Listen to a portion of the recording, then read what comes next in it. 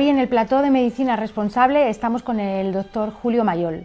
Julio Mayol es catedrático de cirugía de la Universidad Complutense de Madrid y jefe de sección de cirugía en el Hospital Clínico San Carlos de Madrid.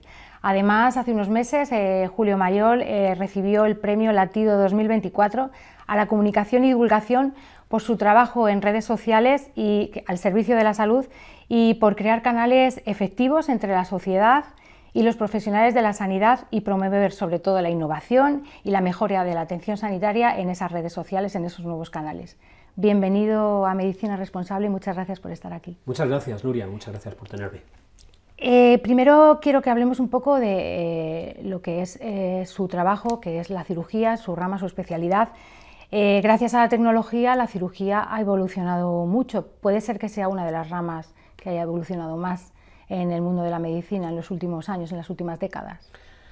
Bueno, primero de todo, Nuria, por favor, llámame de tú, no me llames de usted. Me siento más cómodo si lo haces así. Segundo, la cirugía sin duda ha evolucionado extraordinariamente y lo ha hecho fundamentalmente en la segunda mitad del siglo XX, por el desarrollo no solo de la tecnología, sobre todo del conocimiento.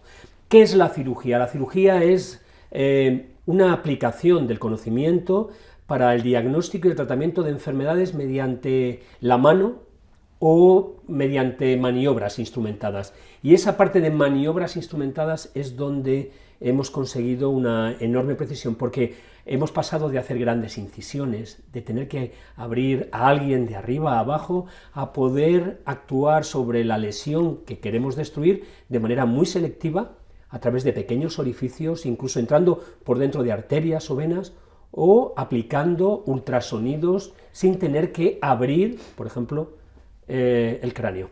Esto, además, ha venido acompañado de los avances en la anestesia. Sin el progreso de la anestesia, sin el control del dolor y esa capacidad casi mágica de hacernos morir transitoriamente, no sentir nada y despertar horas después para poder continuar con nuestra vida, incluso con cirugía mayor ambulatoria de una manera normal, todo eso que parecía magia, la segunda mitad del siglo XX se ha hecho posible. Toda esta evolución te da a hacer una pregunta de hacia dónde vamos, porque parece que esta evolución tecnológica no tiene fin. La evolución tecnológica en la especie humana parece que es constitutiva de nuestras culturas, de nuestra especie. Nuestra especie se diferencia de otras por su gran capacidad para, primero, convertir sus sueños en realidad, segundo, crear herramientas que solucionen problemas. Y no sabemos hacer otra cosa, no podemos, probablemente no podamos hacer otra cosa. Estamos determinados a seguir ahí. ¿Y hacia dónde vamos? Claro, nuestro sueño es no enfermar. Creemos que nuestro organismo se enferma a lo largo del siglo XX y primero del siglo XXI es porque hay algún mecanismo en el interior que no funciona bien. Esto parece una cosa sencilla de entender, resulta más complejo. Tenemos la fantasía de vivir para siempre. La pregunta ¿es eso lo bueno? ¿Es eso lo necesario? ¿Cuáles son los principios de evolución de nuestra especie? Dejar de morir, que es nuestro sueño, poder vivir para siempre, podría ser contraproducente porque nos dejaría bloqueados y sin evolución. Lo que tenemos que hacer es probablemente pensar en cómo vivir a través de la utilización del conocimiento científico una vida con mayor significado, utilizando la medicina para evitar sufrimientos innecesarios. Vivir mejor, no necesariamente vivir más. Vivir con calidad. Lo que pasa es que el concepto de calidad es un concepto que evoluciona con el tiempo. Lo que era calidad de vida hace 50 años es un concepto totalmente diferente a lo que supone ahora. ¿Qué es calidad? Y sobre todo, ¿cómo gestionamos las expectativas? Crear demasiadas expectativas, especialmente en el terreno de la salud, nos ha llevado a una enorme insatisfacción, tanto de aquellas personas que sufren la enfermedad como de los que nos dedicamos a tratar a personas. Y lo que hemos hecho en el fondo no es muchas veces mejorar la calidad de vida, sino industrializar la producción de servicios sanitarios. Y eso ha llevado a la deshumanización. Pasamos más tiempo mirando pantallas que mirando a personas. Un problema, una actitud y un problema del siglo actual en el que estamos. Del siglo XXI, porque pensábamos que la tecnología digital iba a solucionar el problema. El problema no es la tecnología. es que nos planteemos como personas el por qué y el para qué hacemos las cosas, el propósito. Sin embargo, nos hemos enfocado más en el cómo y en el qué. Y lo que hacemos ahora mismo es ver pacientes, eso que se llama ver pacientes en vez de ver personas, y lo hacemos parapetados detrás de un ordenador. Yo no estudié medicina para hacer eso. Esa es precisamente una de las ideas, de las corrientes de las que se habla últimamente en medicina, es esa humanización de la medicina, volver a esa humanización de la medicina, dar la mano al paciente, preguntarle, saber su nombre, saber de él. ¿Cree que la tecnología está impidiendo esa humanización? ¿Está siendo un enemigo de esa humanización? No es la tecnología. Es fácil atribuir siempre a un enemigo externo la responsabilidad que nos ocupa como humanos.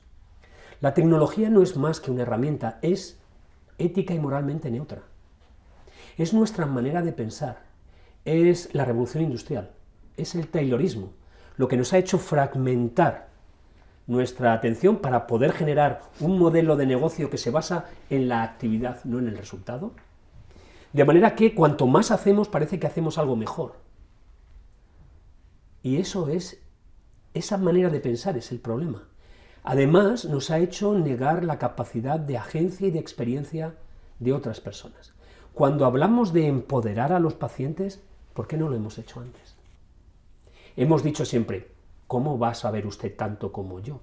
Bueno, yo de mi enfermedad sé lo que supone porque vivo con ella. Sin embargo, como hemos hecho un reduccionismo científico, no, el que sabe de su enfermedad soy yo. Y este es un problema muy importante. Y además luego hemos negado la experiencia. Es que me duele. No puede dolerle. Le acabo de dar un calmante. Si le digo que me duele, es que me duele. Pero claro, ahí entramos en un conflicto por esa producción industrializada de servicio en la que hay que hacer es ver más pacientes, no verlos mejor. Yeah. No es la tecnología. Es nuestra manera de haber conceptualizado algo que es fundamental, que los profesionales sanitarios y los médicos en particular estamos para prestar un servicio.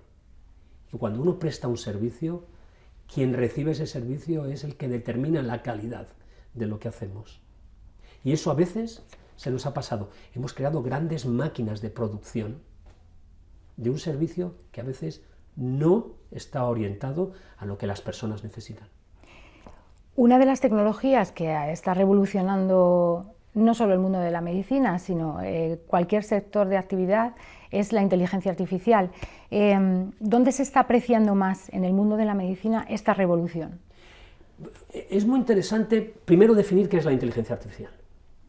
Porque todos tenemos una intuición de que cuando lo vemos sabemos lo que es, pero ¿cómo lo definimos? La inteligencia artificial es la capacidad que tienen las máquinas para simular, insisto, para simular los procesos cognitivos, el funcionamiento de nuestro cerebro. ¿Y por qué hemos desarrollado los humanos algo así? Porque creemos que podemos sustituir lo que nosotros hacemos y hacerlo mejor. Eso será así siempre que pensemos mejor. La inteligencia artificial en sí misma, como una tecnología, no tiene propósito, no sabe, no entiende, no tiene valores. Los valores los definimos nosotros. ¿Para qué debería servirnos la inteligencia artificial? Tanto a los pacientes, a los ciudadanos, a las personas sanas y a los profesionales sanitarios. Para ocuparse de aquellas cosas en las que se nos consume muchísimo tiempo sin generar ningún valor en la interacción humana. Todos esos papeleos que tenemos que rellenar, todos esos formularios que nos consumen tiempo y que al final se convierten en el objetivo fundamental de la relación entre el médico y el paciente. Esa parte que nos consume tiempo puede ser llevada a cabo por la inteligencia artificial. Por ejemplo, en la entrevista clínica, hoy en día en la relación en la consulta. Un médico y un paciente hablan y el médico está continuamente tecleando. Con inteligencia artificial podemos hacer que el médico y el paciente estén conversando y que esta inteligencia artificial capture toda la información, la procese, la ordene y emita los informes que sean necesarios. Segundo, que prescriba las medicaciones que el médico ha dicho que son importantes. Y tercero, que genere las peticiones de volantes para hacerse pruebas que se hayan decidido durante esa entrevista. El médico en ese caso lo único que tiene que hacer es al final validar que eso es correcto, pero no interfiere en la relación médico-paciente. Hoy en día, si tú fueras una paciente y yo un médico, tendríamos una pantalla de ordenador aquí en medio y yo te diría, usted siga hablando que yo le escucho. Eso no es medicina, eso es industrialización de un proceso de prestación de servicio. Pero eso es algo que se hace y mucho. Yo como paciente lo he vivido... Es la experiencia continua. ¿Y a qué nos lleva eso? Primero, los pacientes están insatisfechos, piensan que cada vez les escuchamos menos, y es cierto, y por otro lado a los profesionales nos ha quemado. La mayor causa de burnout en Estados Unidos, que es donde más miden, es la historia clínica electrónica entre los profesionales. ¿Podemos utilizar la inteligencia artificial para quitar esa barrera en la relación? ¿Podemos ahorrar tiempo? Porque el valor más importante hoy en día es el tiempo. Dinero, seguro que a lo largo de nuestra vida podemos tener más o menos. Tiempo, según hablamos, lo estamos consumiendo. Necesitamos liberar tiempo para que las personas hagan lo humano, no rellenar pantallas de ordenador. Aparte de esa utilidad que comentas para temas más burocráticos y la relación con el paciente, también se habla del uso de la inteligencia artificial para hacer diagnósticos. Oímos muchísimas noticias últimamente de que la inteligencia artificial es capaz de detectar determinadas enfermedades. Sí, eso que se llama inteligencia artificial predictiva. No soy un gran defensor de esa parte de la aplicación médica. Hay que seguir investigando, es necesario investigar. Ahí no es donde vamos a mejorar significativamente la salud de las personas. Aumentar la precisión diagnóstica no es el mayor beneficio de la inteligencia artificial. Los mayores beneficios de la inteligencia artificial es liberar tiempo de las personas para que puedan atender a otras. Segundo, aumentar la seguridad del paciente. Uno de los problemas más importantes de nuestros sistemas sanitarios y de los que causan mortalidad y problemas de salud son los efectos adversos de las cosas que hacemos, las confusiones con la medicación, el no atender a una persona en el momento concreto. Eso es más importante que mejorar un poquito el diagnóstico. Y una cosa importante globalmente, hay 5.000 millones de personas en el mundo que no tienen acceso a ningún tipo de asistencia sanitaria. No es que no tengan acceso a la tecnología, es que no tienen acceso a nada. Y la inteligencia artificial nos va a permitir poner a disposición de personas en cualquier parte del mundo de consejos básicos para mejorar la salud. Que creemos que lo importante es cómo poner un stent en la descendente anterior del corazón. Eso no es lo más importante para la salud de nuestras poblaciones. Agua corriente, vacunación, medidas preventivas y dietética, y la tecnología que lleve el conocimiento desde donde lo producimos hasta el usuario final. Porque uno de los problemas más importantes es que cuando necesitas un médico no está disponible. Y para los pacientes, ¿qué beneficios nos puede traer la inteligencia artificial para los pacientes, para los enfermos que están atravesando por cualquier tipo de proceso? Las ventajas que tiene, primera es la más importante. Hasta ahora, los profesionales sanitarios y los médicos en particular éramos el agente entre el conocimiento y el usuario final del conocimiento. El conocimiento no se produce para nada, se produce para que alguien se beneficie. Claro, pero como tenemos tantos escalones por medio, el paciente tarda en acceder al conocimiento. No ya a la innovación farmacológica, no, al conocimiento de lo que tengo es importante o no es importante. ¿Qué tengo que hacer? La mayoría de las interacciones de las personas con los sistemas sanitarios son debidas a preguntas básicas y no estamos disponibles 24/7. La primera revolución y la más importante es que la inteligencia artificial puede poner el conocimiento, por muy sofisticado que sea, en manos de la persona que tiene que utilizarlo, el paciente, y además explicado en las palabras adecuadas para que lo entienda. Porque muchas veces nuestro lenguaje no hace nada fácil que un paciente entienda lo que hemos dicho. Muchos pacientes, si podrás estar conmigo, cuando salen de la consulta, no han entendido nada de lo que les hemos dicho. Nada.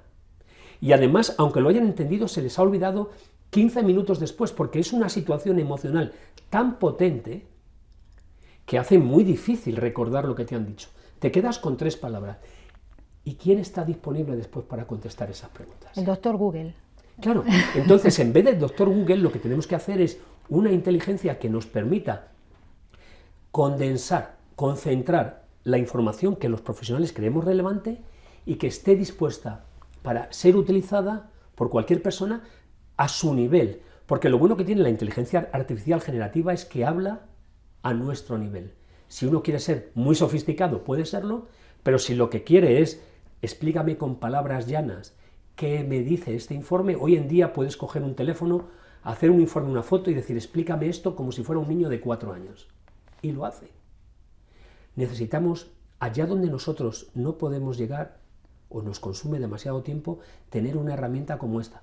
Pero las decisiones siempre tienen que ser humanas. No hablamos nunca de sustituir a los profesionales sanitarios. En la decisión consiste, o por lo menos no en nuestro futuro próximo, ahora mismo en lo que consiste, primero, es en facilitar la toma de decisiones, el acceso a la información primero, y la toma de decisiones de los profesionales y los pacientes como equipos colaborativos. No trabajamos como equipos. Trabajamos los pacientes por un lado, los profesionales por otro, y dentro de los profesionales diferentes hilos. La tecnología requiere que haya lo que yo llamo arquitectos de futuro. Personas que piensen cómo quieren que el sistema sanitario sea en los próximos 20 años y que utilizando la tecnología lo construyan. No al revés. No hacer cosas y después poner la tecnología encima. Por eso, vuelvo atrás a lo que me decías. ¿Vamos a aumentar la precisión diagnóstica de enfermedades raras? Seguro. Julián Isla, por ejemplo, un ingeniero de datos de Microsoft, un experto en inteligencia artificial, que además es público, un hijo con una enfermedad rara, ha desarrollado una aplicación que en la Comunidad de Madrid está introducida en atención primaria para que ayude a los médicos a identificar pacientes. Más que aumentar la precisión diagnóstica por el análisis del exoma de nuestros genes, es mejorar y personalizar la medicina, porque los médicos tienen acceso a la información, acceso al conocimiento y sobre todo tienen tiempo para hablar conmigo. Porque no todos los pacientes con una enfermedad son iguales, aunque tengan la misma enfermedad. Cada uno tiene su enfermedad, su contexto, y tratamos a todos como si fueran iguales. Eso es lo más despersonalizador que hay. Evidentemente no va a sustituir a los profesionales, pero sí que has dicho, que me pediste que te tuteara, en alguna ocasión, y corrígeme si me equivoco, que la inteligencia artificial es más empática que cualquier ser humano. Lo es porque la hemos diseñado para eso. De hecho, hay un estudio publicado en el año 2023 en JAMA Internal Medicine, que lo que hicieron fue coger preguntas en redes sociales de los pacientes y se las dieron a GPT o a médicos. Luego, de manera ciega, esto se llama un test de Turing, se lo dieron a los pacientes y los pacientes calificaron a la inteligencia artificial como más empática que las respuestas que daban los médicos. ¿Por qué? Porque una inteligencia artificial no se aburre, no se cansa, no ha pasado una mala noche, no tiene valoraciones morales de los pacientes. No hay un caballero, esta es la 5ª vez que le explico esto. Eso no lo hace, no lo haría nunca, te lo repite 500 veces. Y con buen tono. Y además está educada para ser agradable y no ofenderte. Y nunca se va a desviar de su enseñanza. Sin embargo, lo que hoy llamamos empatía, a veces es educación simplemente. Estaba pensando en eso, a veces es una cuestión más de educación que de empatía, de ponerse en el lugar del otro. Claro, muchas veces dicen, es que los pacientes no se saben los nombres de los médicos, es que la mayoría de los médicos no nos presentamos. En mis clases, en la universidad, lo primero que hago, porque no doy clases con PowerPoint, sino yo soy el paciente, lo primero que hago es forzarles a que se presenten. Si no se presentan, les voy suspendiendo y voy pasando al siguiente. Lo primero que hay en una interacción humana es presentarse. ¿Falta empatía entonces? ¿Falta empatía en general o empatía específicamente en el sector de la medicina, en los profesionales? Nuria, voy a hacer una reflexión, y lo que digo va a sonar como muy duro, pero la empatía no es buena. Explícame. Compasión es buena. Lo que falta es compasión. Y compasión no viene de compadecer, viene de compartir. La empatía es simplemente una característica de nuestro cerebro que nos permite identificar qué siente el otro. Pero eso se puede utilizar bien o mal. Los psicópatas son personas, contrariamente a lo que se piensa, con una extraordinaria capacidad empática. Saben muy bien lo que sientes y pueden encender y apagar su respuesta para hacerte daño. La empatía en sí misma es simplemente una cualidad de nuestro cerebro, es la compasión. Lo que nos falta es compartir con el otro, comprender al otro y compartir con el otro un objetivo, que es intentar primero una mejor vida, evidentemente más vida y sobre todo, como dice el juramento hipocrático, primero no dañar. Sin embargo, nuestro modelo de asistencia sanitaria no está basado tanto en no dañar, sino en hágame usted más cosas. Sin saber que cuanto más se hace, más riesgo hay de padecer complicaciones.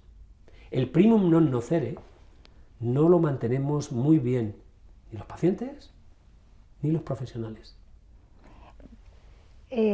Resulta complicado y a veces comprensible que un profesional sanitario, un médico que lleva 20, 30 años enfrentándose a las enfermedades y a la muerte de sus pacientes, en determinados momentos puedan como deshumanizar, estar tan familiarizado con la enfermedad y con la muerte, como que es más complicado para ellos en ocasiones, o sea, es más fácil caer en esa falta de compasión. Nuria, yo diría justo lo contrario, yo creo que soy mucho más compasivo ahora que cuando tenía 40 años.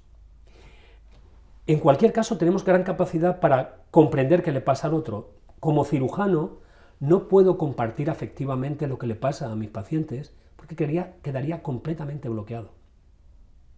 Entiendo lo que les pasa y por eso es importante la compasión, no la empatía.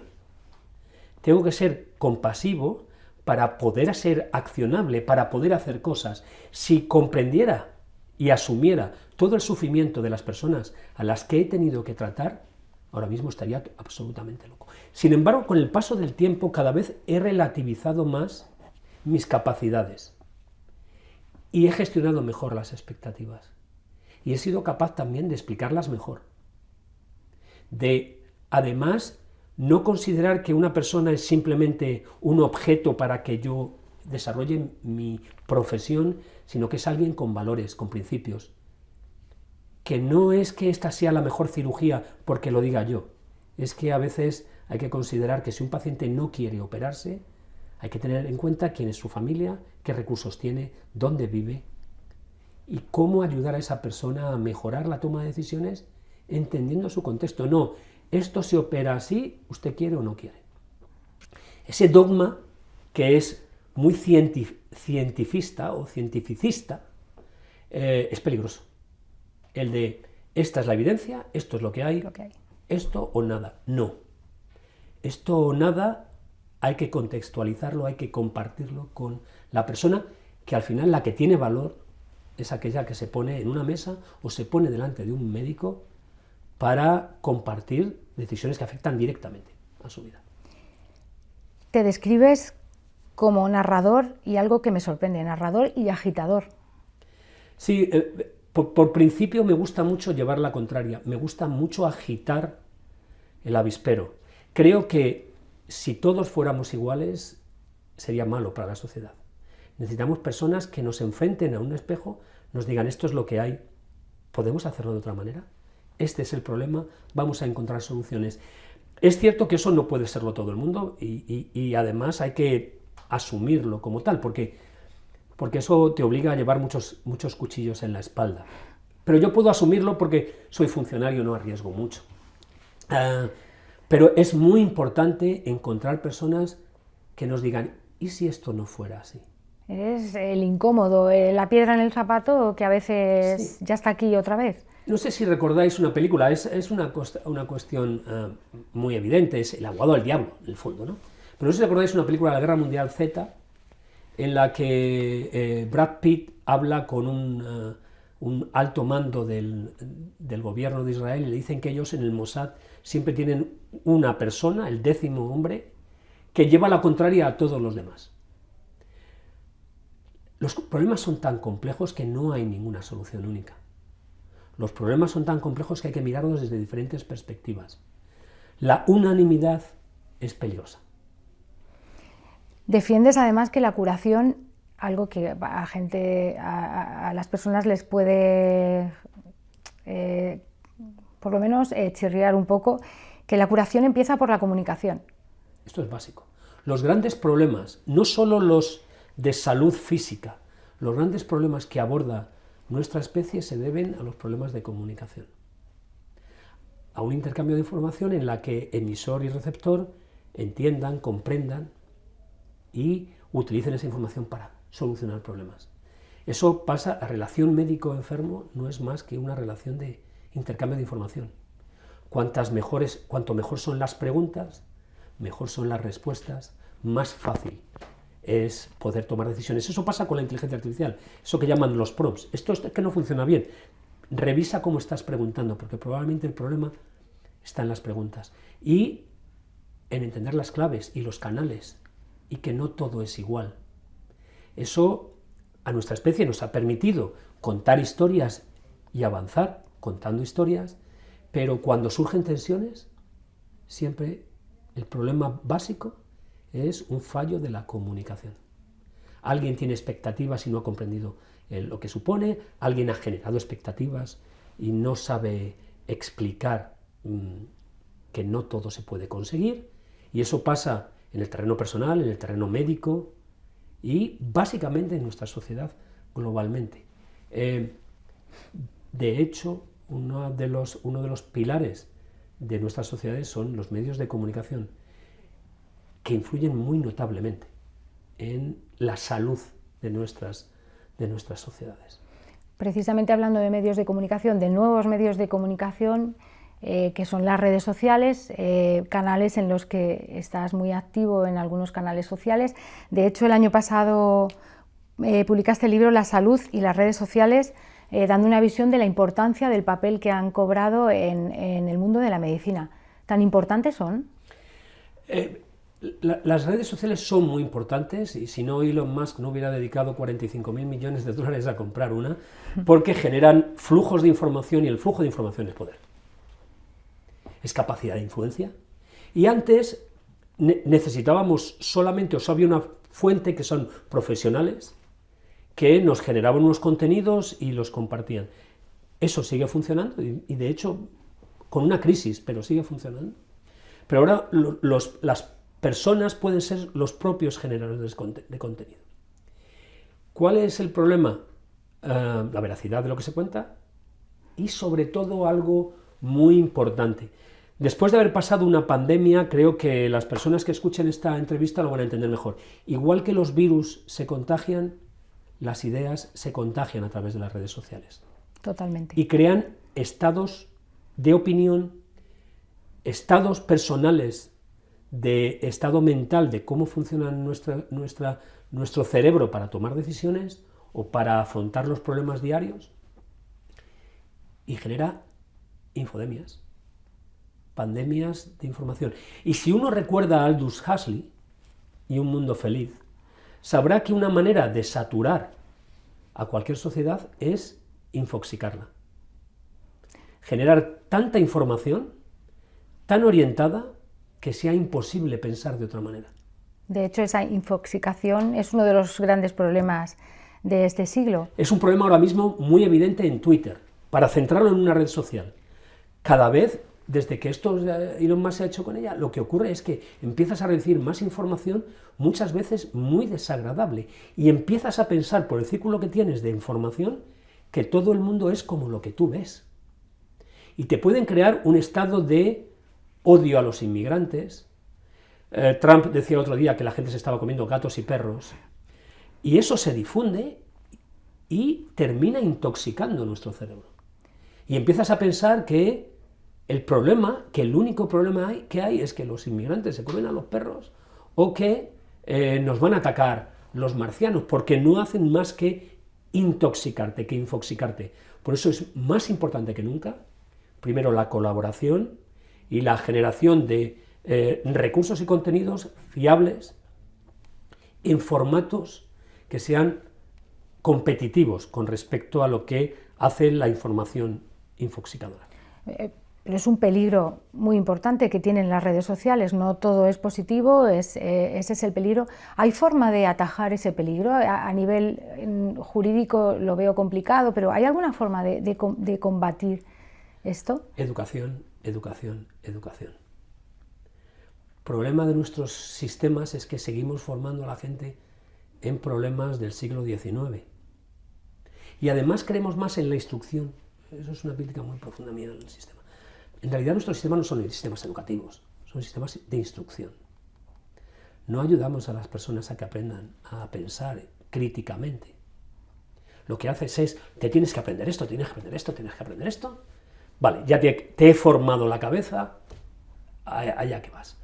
Eso estaba bien en el siglo XVIII, XIX, no parece que el siglo XXI sea lo mismo. Y seguimos además formando a las personas de la misma manera y en los mismos contenidos que en el siglo XIX, cuando los problemas son completamente diferentes. Ahora mismo sería más importante enseñar en nuestras escuelas el análisis de la información adecuada a cada nivel educativo y la toma de decisiones y el análisis de las pruebas, más que dedicarnos a aprender la tabla del 1, del 2 o del 3. Yeah. Que nos instruimos, es 1 por 1 es 1, recordad cómo nos hemos formado. Sin embargo, eso es instrucción, no es educación. No te explican por qué es importante que sepas que 1 por 1 es 1. No te explican el por qué y el para qué. Lo que te explican es el cómo y el qué. Con lo cual hemos perdido el criterio. Entiende entonces que haya profesionales sanitarios, colegas que rehuyan de las redes sociales, que ni participen, que vean un peligro en él y que crean que no son positivas para el mundo de la sanidad. Colegas y la población en general, que no se siente preparada. La población en general, la verdad es que consume mucho contenido, incluso mis colegas consumen mucho contenido personal, que es el más peligroso. El profesional estamos más entrenados para identificar qué cosas no son serias. Y de hecho los profesionales y los medios de comunicación deberíamos hacer una especie de, no policía, pero al menos de seguimiento y detectar y denunciar aquello que no es raro. Hace poco intervine en un programa de televisión para hablar del problema de Elle Macpherson, sus decisiones sobre su cáncer de mama y lo que difundió, que no es muy ético lo que difundió.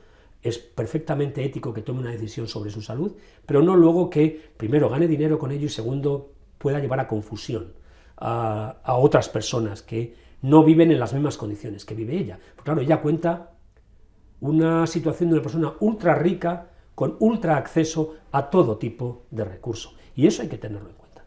Pero, dicho eso, los profesionales no deberíamos inhibirnos porque no nos exime de responsabilidad. Nosotros, como profesionales, los profesionales de la comunicación y los profesionales sanitarios, estamos obligados a comunicar, y a comunicar efectivamente y de manera segura.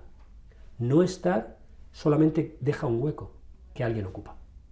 Ponías el ejemplo de Elle Macpherson, que es una noticia muy actual.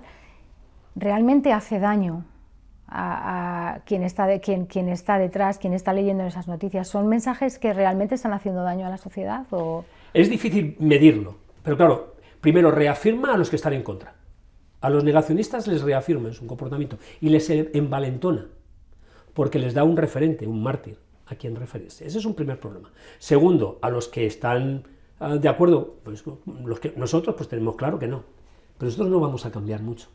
El problema son esas personas que están entre medias, más influenciables, que tienen una persona de referencia que está físicamente estupenda y que representa un icono de la moda, teniendo 60 años, y sin embargo dice, yo he decidido no tratarme, que es una opción personal totalmente válida, pero eso hay que contextualizarlo con toda la información. Claro, me he ido a un rancho en Arizona con mi médico lista, mi no sé, eso no lo ha contado. Eso no se referencia. Claro, no se referencia que se hizo una lumpectomía, una tumorectomía, que en algunos casos del cáncer de mama es tratamiento suficiente. Eso, que es complejo de explicar, no llega al usuario final de esa información. Entonces, yo tengo 23 años, y me dicen, no, yo quiero como el Macpherson. Fíjate cómo está, pero es que no es lo mismo. Eres muy activo en redes sociales, participas muy activamente de ellas. ¿Qué buscas? ¿Cuál es tu objetivo? ¿Por qué esa actividad tan intensa en las redes? Primero, hay una cierta convicción personal de que el conocimiento no debe pararse, o las maneras de pensar, y creo que es una obligación, como dije antes, de un profesional sanitario difundir. No de todos, pero de aquellos que se consideren más motivados y que además les guste y disfruten más con ellos, yo creo que es una obligación. No todos, pero para eso además están, para compensarlo, las organizaciones profesionales que se encargan de ello. Segundo, tengo un cierto problema personal, de funcionamiento de mi cabeza.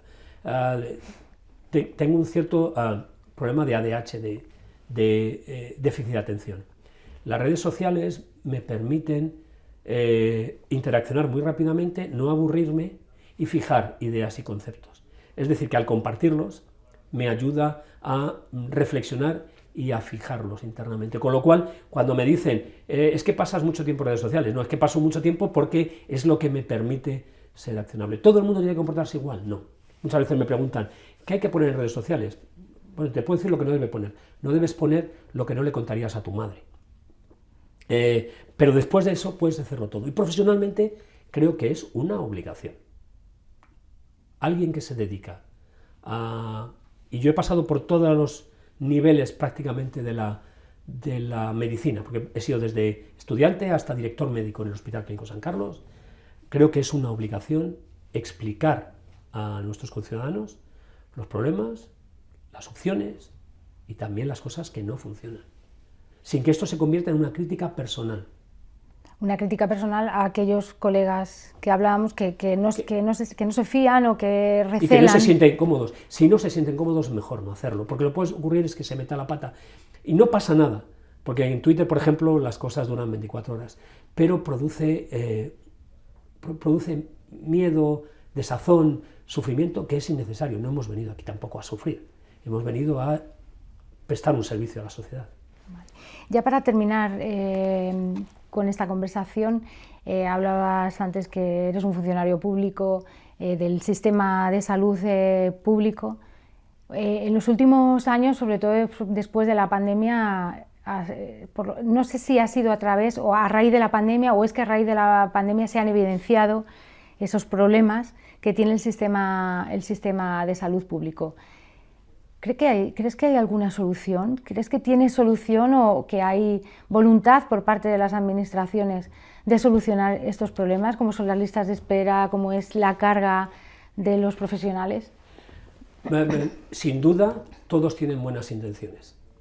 El problema es que nadie está dispuesto a cambiar. Todo el mundo cree que los que tienen que cambiar son los demás. Y esto supone una transformación del modelo, que nadie está dispuesto a asumir. Primero, porque los políticos tienen sus agendas y el cambio es siempre muy problemático. Al final necesita que la gente le vote, y les votan cada 4 años. Grandes cambios para poder llegar a mejor pueden llevar a periodos de tensión. Nadie quiere sufrir en sus carnes el que te saquen del ministerio, te saquen de la consejería o te saquen, nadie lo quiere hacer. Segundo, esto es un área muy sensible que afecta a la vida de las personas. Los experimentos con gaseosa. Que como salga mal... Claro, ¿quién va a ser el responsable? Porque en España, en general en el mundo, pero en España particularmente no buscamos soluciones, buscamos culpables. Y ahí está el problema fundamental. Nadie quiere ser el culpable.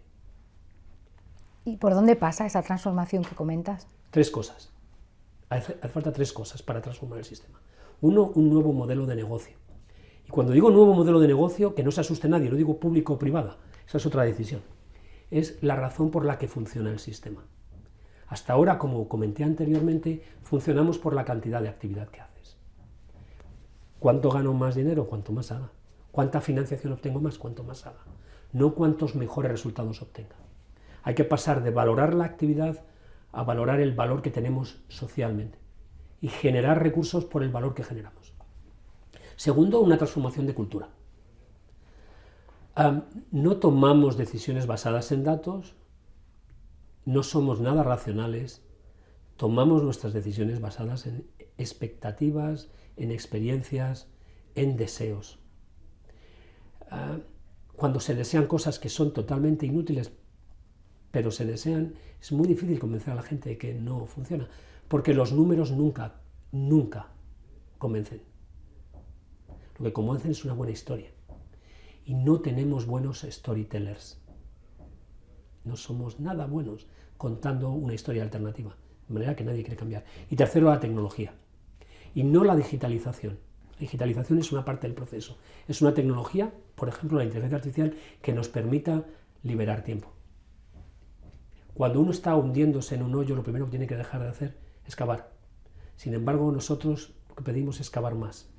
Decimos que no hay médicos para irse a una zona poco atendida y no se nos ocurre otra solución más que hacer más médicos. Cuando hagamos más médicos, esos médicos no querrán irse y tendremos un problema todavía más grande, porque habremos invertido recursos y la insatisfacción será mayor. Necesitamos pensadores, arquitectos de futuro, y no tenemos muchos. Te noto poco esperanzado con que haya una solución. La hay, pero no la voy a ver en mi tiempo de vida. Y por otro lado, uno si lo ve de manera totalmente objetiva, somos un país en el que la expectativa de vida al nacimiento son 87 años para las mujeres, 82 para los hombres. Exactamente qué es lo que buscamos mejorar. Esa es una pregunta también muy relevante. ¿Qué es lo que buscamos? Porque si no sabemos lo que buscamos, nunca vamos a ver lo que encontramos. ¿Qué es lo que queremos mejorar? ¿Qué es lo que queremos mejorar? ¿Cómo se mide? Y cuando hagamos algo, ¿cómo vamos a saber que estamos mejor? Pues un placer, doctor Julio Mayol, por Gracias, haber venido a Medicina Responsable. Muchas gracias. Gracias.